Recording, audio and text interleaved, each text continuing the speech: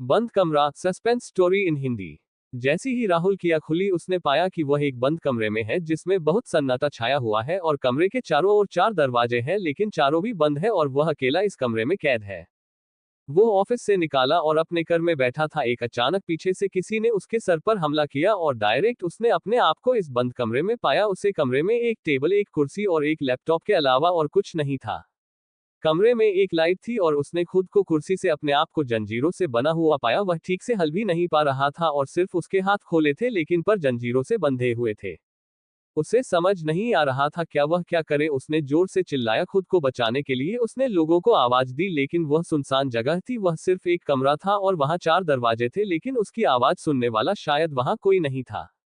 2 घंटे ऐसे ही बीत गए। पूरे कमरे में 4 दरवाजे, एक कुर्सी, एक टेबल, राहुल और एक लैपटॉप था। बस राहुल ने सोचा कि किसी ने उसे कैद कर दिया है। फिर उसने देखा क्या, लैपटॉप को ऑन किया, लैपटॉप ऑन हो गया लेकिन लैपटॉप में सिर्फ 50% ही चार्जिंग थी। राहुल ने लैपटॉप की फाइल चेकिंग तो उसमें एक फाइल थी लेकिन अचानक उसमें एक वीडियो कॉल ऑन हो गया जिसमें एक रिकॉर्डिंग वीडियो था। उसमें कहा गया था कि मुझे इस अकाउंट में 1 करोड़ रुपए चाहिए और अकाउंट नंबर, बैंक डिटेल वहां दी गई थी। राहुल के पास तो 1 करोड़ रुपए नहीं थे। उसने उसे नंबर पर कांटेक्ट करने की कोशिश की लेकिन वह कांटेक्ट नहीं हुआ। उसने वापस से वीडियो कॉल किया और कहा कि मेरे पास 1 करोड़ रुपए नहीं है। उसे एक और वीडियो कॉल आया जिसमें उसे कहा गया कि अगर तुम मुझे इस अकाउंट में 1 करोड़ रुपए ट्रांसफर नहीं करोगे तो मैं तुम्हें इसी कमरे में सड़ने दूंगा और बगैर खाना पानी के तुम कुछ ही दिन में मर जाओगे।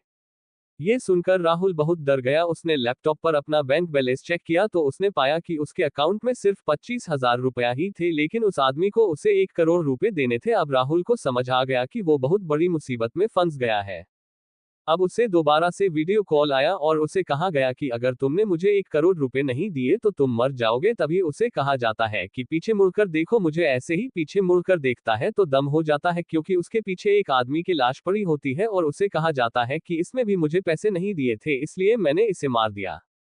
राहुल समझ रहा था कि अभी तक वह कमरे में अकेला था लेकिन वह एक लाश के साथ उसे कमरे में था। अब और भी डर गया और उसके पसीने छूटने लगे। उसने जल्दी से उसके दोस्त को कॉल लगाया और कहा कि ऐसे ऐसे सिचुएशन में मैं फंस गया हूं, प्लीज मुझे 1 करोड़ रुपए चाहिए। उसके दोस्त ने कहा मेरे पास पैसे नहीं है, लेकिन उसके दोस्त ने कहा कि मेरे अंकल पुलिस में है, तुम उनसे कांटेक्ट कर सकते हो। राहुल ने उसके दोस्त के अंकल जो पुलिस में थे उनसे कांटेक्ट किया। उन्होंने कहा कि यह तो साइबर क्राइम लग रहा है और उन्होंने उसे पर रखने के लिए कहा। पर साइबर क्राइम की टीम से उसका कांटेक्ट करवाया लेकिन जैसे ही साइबर क्राइम की टीम से राहुल का कांटेक्ट हुआ, कॉल कट गया और वापस से उसे इस आदमी का फोन आया और वह आदमी ने कहा अब तुमने बहुत बड़ी गलती की है, तुमने पुलिस को इन्फॉर्मेशन दी है। वह पहले वाले आदमी ने भी पुलिस से कांटेक्ट करने की कोशिश की थी इसलिए मैंने उसे मार दिया। अब तुमने भी पुलिस से कांटेक्ट किया, मैं तुम्हें मारूंगा नहीं लेकिन अब मुझे तुमसे 1 करोड़ नहीं बल्कि 2 करोड़ रुपए चाहिए, वह भी 1 घंटे के अंदर। अगर 1 घंटे में तुमने मुझे 2 करोड़ रुपए नहीं दिया तो मैं तुम्हें यहीं पर मार दूंगा और अगर तुमने मुझे 2 करोड़ रुपए दे दिए तुम्हारे पैरों की जंजीर खुल जाएगी और दरवाजे भी अपने आप खुल जाएगा और तुम बाहर जाकर अपनी जिंदगी जी सकते हैं।